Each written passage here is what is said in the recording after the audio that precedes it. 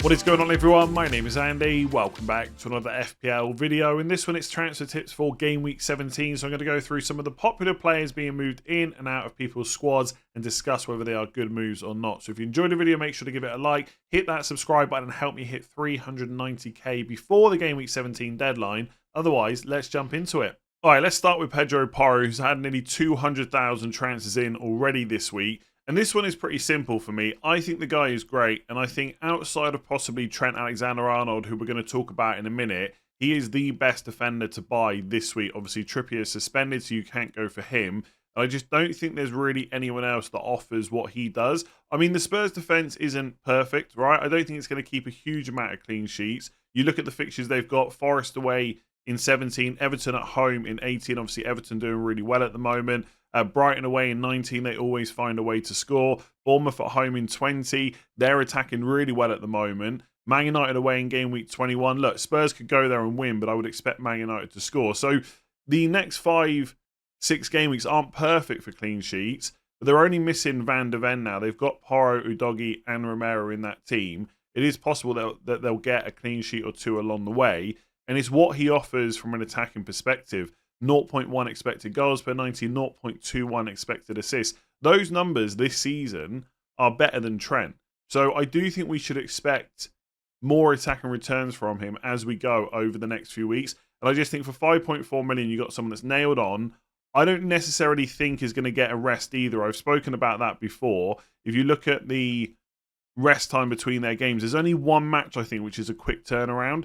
So they've got Forest on Friday. They don't play Everton until the following Saturday. Brighton is on Thursday. So Friday, Saturday, Thursday for the next 3 game weeks. No issues there. And then Bournemouth in game week 20 is the Sunday. So that's the only one where maybe Porro gets rested. But I still don't see it because it's not like Spurs have had a grueling schedule, right? They haven't had to play European games or anything like that.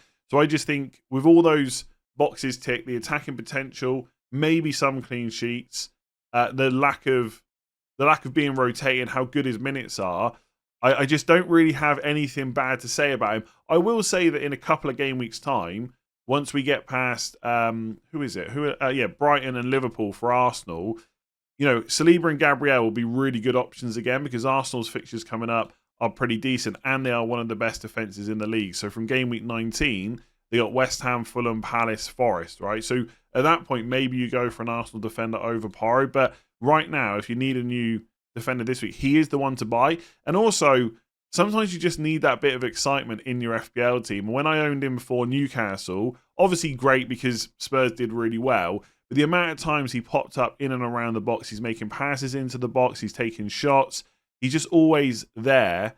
And to be fair, Udogie did the same thing for less money, but I think more often than not, Porro is more likely to get you that attack and return. So I love the guy. I think most people should be looking to bring him in soon. Just quickly on Udogie, obviously he does have a little bit less attacking threat, but he is a lot cheaper. So if you were somewhat confident about Spurs getting clean sheets soon, he is definitely someone to look at because he's 0.6 million less. Porro is 5.4 and Udogie is 4.8. So you could go for him as well. Would I go for a Spurs double up in defence? Probably not. Because like I said, Arsenal fixtures are about to get really good. Their players are still pretty good value. Some people might hold Trippier. Some people might be looking at Trent. I'm not sure there's room for the double up. But I guess on paper, their next 4 fixtures aren't terrible. I don't think there's a huge amount of clean sheets there, but they're not terrible. So you could look at Udogie. But if it's a straight up choice between the two and you had the money, I would pay that 0.6 million more. All right, let's talk about Trent Alexander-Arnold again, who's now up to 8.1 million. He got another return at the weekend, and we are going to count it because he didn't get a clean sheet or a goal or an assist, but he finished on 4 points because of the 2 bonus. So he's only blanked once since game week 9, and that was in game week 11 against Luton away. So he's been super consistent, definitely in part due to the fixtures, but obviously we know what he can deliver. We've seen that for years now from an FPL perspective. So good option. I haven't changed my mind too much in terms of the fixtures. I still think it looks quite difficult for Liverpool. We know he can get the attacking returns, but you definitely want the clean sheets on top of that to make him worth that 8.1 million. Is Man United at home this week? Could Liverpool win that to 0? Yes. I think it'd be interesting to see what team Man United put out because there's no Bruno Fernandes. Rashford hasn't played for the last 2 matches. Will he come back in? I don't know whether... I don't think Man United can win that game. but I think they can score 1 goal. So I'm not fully convinced about the clean sheet, although it's possible. I think it's definitely less likely to get a clean sheet against Arsenal in game week 18. Burnley away in 19, good fixture. And then Newcastle at home in game week 20. I think right now, it's not a bad time to be playing Newcastle at home. But by that point, they might have some players back. We already know that Wilson is back. So they're going to be able to manage minutes between him and Isak as long as both can stay fit. Harvey Barnes might be back at some point, which gives Anthony Gordon a little bit of rest at some stage as well. So if they get a few more players back, that game will be a little bit tougher than maybe it looks right now. So I'm still not fully convinced about the amount of clean sheets Liverpool can get over the next 4, but it's definitely possible they could get 1 or 2, plus the attack and returns on top. Makes Trent a pretty solid option. Now, last week, I did say I wouldn't go through major restructures in my squad to get him in. I wouldn't take loads of points hits.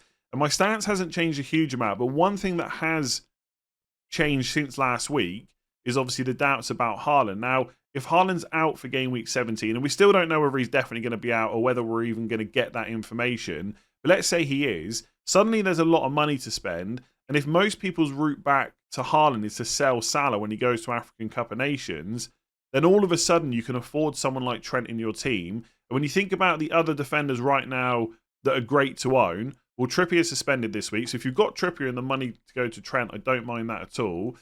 Pedro Porro I've just talked about. I don't think you need an Arsenal defender for at least 2 weeks. And everyone else is just a bit, I don't know, there's some other okay players, but none of them are that exciting. So the defender options aren't huge in terms of great ones for our team. A lot of people might have money to spend without Haaland. I do like the idea of going to Trent. The only word of caution I would give is how easy can you get back to Haaland? And are you happy to sell Salah in game week 20? Because if Haaland's fit for Sheffield United at home, you will want him, right? There's no doubts about that. You might be able to get away with it in game week 19 against Everton away. But Sheffield United at home in game week 20, that is a Haaland captain fixture. So you have to ask yourself, if you block the route to get Haaland back without selling Salah, are you happy to do that? And how does Trent affect your future plans? Obviously, everyone can look at that individually. Like for me, for example, even if I sold Haaland and had loads of money, let's just say I go to Watkins, right? Let me just put him in my team. How much money would I have left over? 6.5. So I could easily go and get Trent in, but I probably don't want to get him in for a hit this week. I don't know if I want to buy him before Arsenal either. And then in game week 19, obviously, I'm waiting to see whether Haaland's back. And I don't want to sell Salah. So I wouldn't necessarily want to lock myself out from being able to get Haaland back without selling Salah. You might be set up a little bit differently. And I think those that have got Trippier, there is definitely reason to keep him because of Luton away and the good fixture that they've got in game week 19, which is Forest at home. But if you need a new defender this week because your bench is looking thin, maybe you've got other suspended players as well, I really don't mind going to Trent. So it's not that everything has changed since last week, but there are some minor subtle differences that might make him a better option now. I did see, I think it was Chris Glover talking on Twitter as well about the fact that the argument that a lot of people made earlier on in the season is that you'd prefer to have a £5 million defender and £8 million midfielder. But maybe with the number of cheap midfielders there are at the moment, maybe there is a case to be made for Trent. I still think the likes of Son, Salah, Saka, I don't know who else, Palmer I've got as well, Gordon, they're all still really good options. So I don't think there's a massive need for Trent. But if you can fit him in, he's a big differential at the moment. So at the time of recording, Dominic Solanke is the most transferred in player this week, even ahead of Son, who just got a 17-pointer in game week 16. And I really like this pick. I don't have anything negative to say about him. I think if you need to make a forward transfer and you've got 6.6 million or less to spend, he is the one to go for. There's no question about that. I don't think there's an argument at that price point or below to even consider anyone else. Obviously, if you've got more money and you don't own someone like Watkins, then there's a bit of discussion. But at that price, Solanke is the one. The underlying stats are good. 0.52 expected goals per 90, 0.05 expected assists. We also know he's going to start every game. He's a 90-minute man, really helpful over Christmas. The fixtures are good. Luton at home this week, then it's Forest away and Fulham at home. And even after that, right, the fixtures on paper get a bit tougher. Spurs away in 20, Liverpool at home in 21, and West Ham away in 22. Although West Ham at the moment, defensively, not very good at all. So maybe it's actually only Spurs away and Liverpool at home. But I don't think that really matters for a... It's not that it doesn't matter, right? Because fixtures always will play a part in how many points a player can get. But when you've got someone that's absolutely nailed on that you can just leave in your team and not worry about, you're a little bit less concerned about those fixtures. I think basically what I'm trying to say is he's almost the Ollie Watkins at the 6.5 million price point, that if after game week 19 you've got a spare transfer and there's someone that looks better to fill those forward slots, then of course you could move him on. Let's say Haaland ends up being out for a while and Man City have got great fixtures from game weeks 19 onwards. Maybe you switch him to Alvarez if he's going to be playing number 9. But if you get to game week 20, you look at those fixtures and think, there's no one else I really need. Great, you just keep Solanke in your team. You just don't worry about him, a little bit like Ollie Watkins. Unless you have spare transfers or there's someone else you want to get, you just leave him in your team, which I should have done a few weeks ago. And also, after those Spurs away and Liverpool fixtures, when they then have West Ham, following that, it's Forest at home in 23, Fulham away in 24. Okay, then it's Newcastle away in 25, Man City at home in 26, which aren't great. But then it's Burnley, Sheffield United, Wolves, Everton, Crystal Palace. So I just think Solanke is a really solid option that everyone should be looking at this week if they need to make a forward transfer, that by game week 20, you either transfer out or you leave him in and you just don't worry about it. And I even think a lot of people might even transition to having or move towards having 8 attackers instead of 7, depending on how their current squad is set up and whether they want Trippier or Trent in their team. So yeah, nothing negative to say. The only counterpoint I would make is it probably depends on who you're selling as well. I'm going to talk about Darwin Núñez in a minute, but specifically on Alvarez. And look, I think I've spoken about him in this type of video every single week for about 4 or 5 game weeks, and I fully get the frustration. Alvarez hasn't scored more than 5 points since game week 9, but if Haaland is out this week, he's playing against a Crystal Palace team with a lot of injuries. Some players are going to come back in, but they've got a few injuries at the moment. It's at home. He's going to play number 9. He's probably going to be on penalties as well. That's not a guarantee, but I think he would be second choice behind Haaland. Is it worth doing Alvarez to Solanke if Haaland's out? I would say probably not. I would maybe just hold him one more week and then decide what to do with him in game week 18, because it's not like you can't make that transfer 1 week later. I certainly wouldn't do it for a hit. So if you've already made your move, you've got something else in mind, and you're thinking about doing Alvarez to Solanke for a hit, there's no way I would do that. I think Solanke against Luton is absolutely fantastic, but Alvarez against Palace at home could be too. So yeah, for once, not really any counterpoints, nothing negative to say. I think he's a really good option. So as I've just mentioned him, let's talk about Darwin Núñez next. If you're like me and bought him in game week 14 for Fulham at home, you're probably a little bit frustrated by the amount of returns that he's had. I think it was always likely that he would be benched for one of those next 3 games, and probably most likely to be Sheffield United, which is what happened.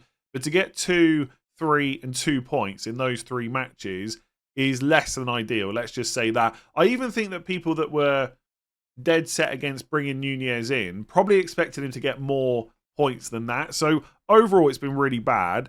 And I completely get why over 100,000 FPL managers have sold him this week. But I would question whether this is the best week to do it. Now, maybe because I support Man United, there's a bit of pessimism in there about how they'll perform. But I think if you look at how the two sides are playing recently, Liverpool very good in attack. Okay, they weren't brilliant against Palace or against Sheffield United necessarily, but you know what they can do, especially at home, especially for a game like this. And they're almost certainly going to be able to rest players for the Europa League game as well. And then Man United, I think, against Chelsea, they were pretty good. But I think that might have been partly due to Chelsea not being very good. And when you think about the last 4 or 5 matches for Man United, or even more than that, it's hard to pinpoint too many great performances. And even though they've got a few clean sheets along the way and won a few matches, they should have conceded more goals. Look at the Everton game, for example. I don't know how Everton didn't score. Liverpool will not miss that many chances. So I think Núñez is still a really good option this week. I think for anyone that was lining up going Darwin to Watkins, there is probably reason to wait until game week 18, not least because, you know, it's a good fixture this week, but also because something else might happen by the time you get to game week 18, which changes your plans. And look, if you're going Núñez to Solanke or Núñez to Watkins this week, I get it. But I would also say if you've got Núñez and Haaland, I would give some thought to selling Haaland instead, because I think it looks pretty likely that he's going to miss game week 17, not guaranteed. But if he does, he's also going to miss 18. Will he definitely be back for 19? Possibly, but it's not a guarantee. And as much as I think Núñez will probably get benched against Burnley away in 19, it's better to have a fit player than an injured one, right? So I think it's quite close, and I wouldn't argue heavily against people selling him this week. Absolutely not. But I think if you've got Haaland instead, you could look at transfer routes that, basically involve getting rid of him and then bringing him back in. Either way, I think Núñez is a pretty good option because it's Man United at home. I don't think he's going to start in the Europa League. If he does, different story, right? If he goes and plays 67 minutes in the Europa League in a game where Liverpool don't really need to win it at all because they've already topped the group, then it's a different conversation. Then I might even sell him myself. But I think he'll be benched for that game, play against Man United. There will be chances. It's just whether or not he can finally convert some of them. So let's talk about one of my favourite FPL midfielders next, D.Luiz from Aston Villa, who's suspended for game week 17 after picking up his 5th yellow card of the season. Now, over 160,000 FPL managers have sold him, and I completely get that because we're at a stage of the season where there's a lot of games, a lot of players getting suspended, few injuries, players losing their place as well, and it's getting a bit more difficult to get 11 players out every single week, and if you're in that position, then selling Luiz makes sense. My general opinion of him as an FPL option hasn't really changed. I look at those underlying numbers and I still think getting returns outside of penalties is going to be difficult. 0.1 expected goals per 90, 0.13 expected assists. To put that into perspective, they are lower numbers than someone like Pedro Porro. And obviously Pedro Porro picks up clean sheet points as well. And obviously Luiz gets 1 for a clean sheet for Aston Villa, but it's not quite the same situation. So I don't massively rate him as an FPL option, and it's not even that I don't think he's good, it's that I always think there's 4 or 5 other midfielders that I'd rather have in my squad. So it's not just about what he will offer, it's about the position, it's about taking up a spot in the team from someone that I think could perform better, basically. Obviously, if you need the money, it's a different story, and at 5.6 million or below, there's not a huge amount of options apart from maybe Cole Palmer or someone like that. But I still don't massively rate him as an FPL option. That being said, if you already own him, you must have bought him for a reason because you thought he could deliver. And if you can get out a team without him this week and just bench him, that might be worth doing because the fixtures for Aston Villa actually aren't that bad after game week 17. They got Sheffield United at home in game week 18, Man United away in game week 19. As we've just discussed, right, that's not as bad a fixture as it probably looks on paper. Burnley at home, Everton away, and then Newcastle at home in game week 22.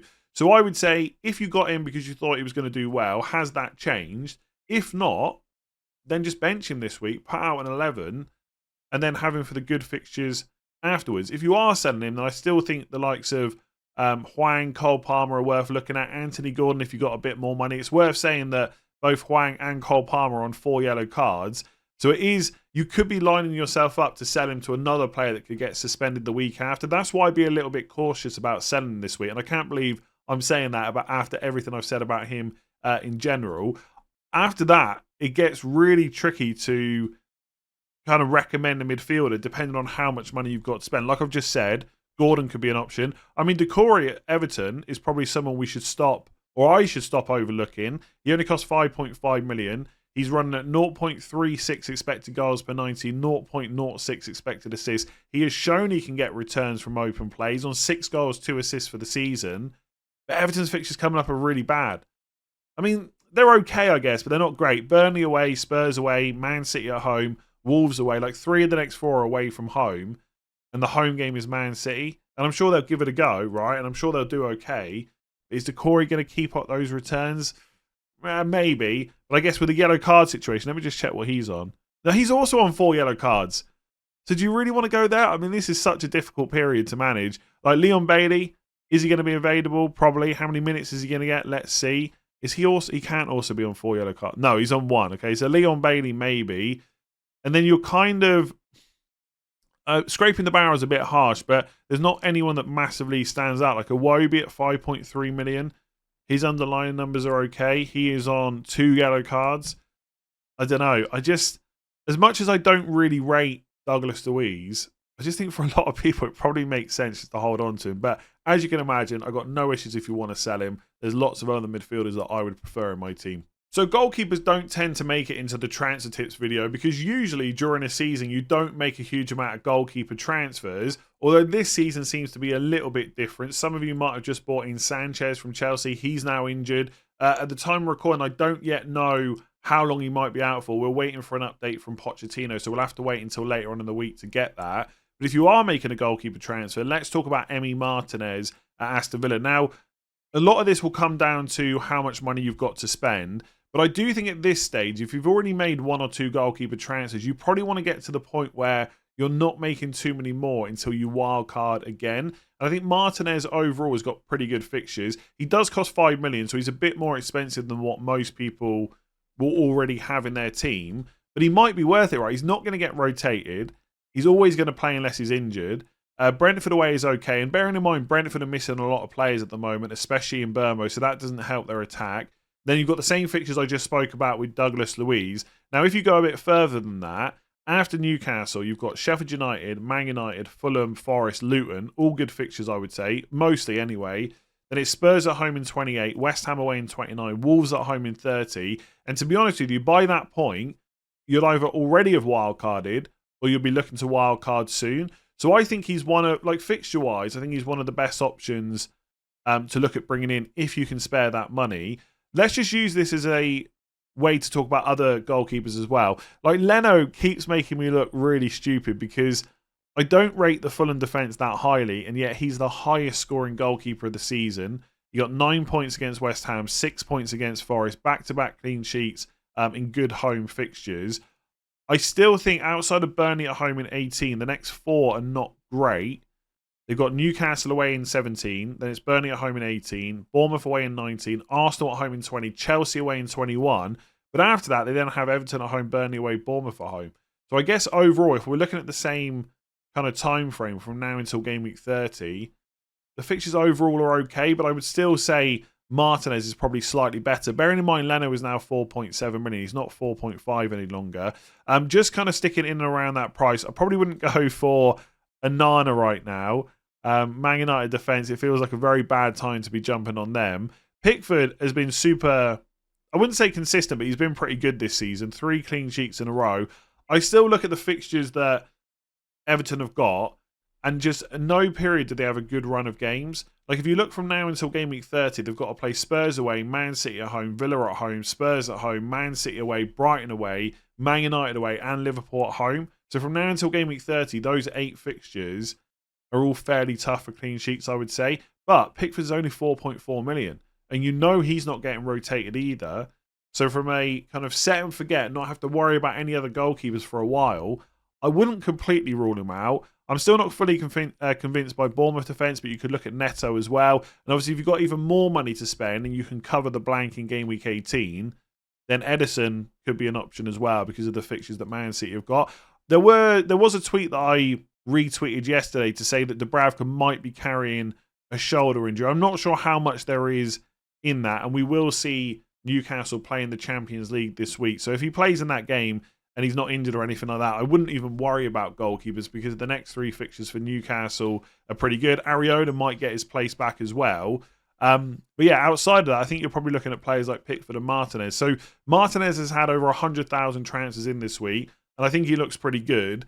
But I would hold your horses on goalkeeper transfers just in case we hear that Areola is back and that Dubravka is absolutely fine. If you've enjoyed that video, make sure to give it a like. Hit that subscribe button if you haven't done so already. And if you're listening on podcast, make sure to rate 5 stars. On YouTube, trying to hit 390k subscribers before we get to the game week 17 deadline. So if you haven't hit the button, you've been enjoying the content, make sure you do that. It takes about 2 seconds. I'll be back tomorrow, probably with team selection, but maybe with a wildcard video because a lot of people have asked me to do that. So I'm going to try and fit that in as well. But either way, there'll be a video out tomorrow, so I'll catch you then.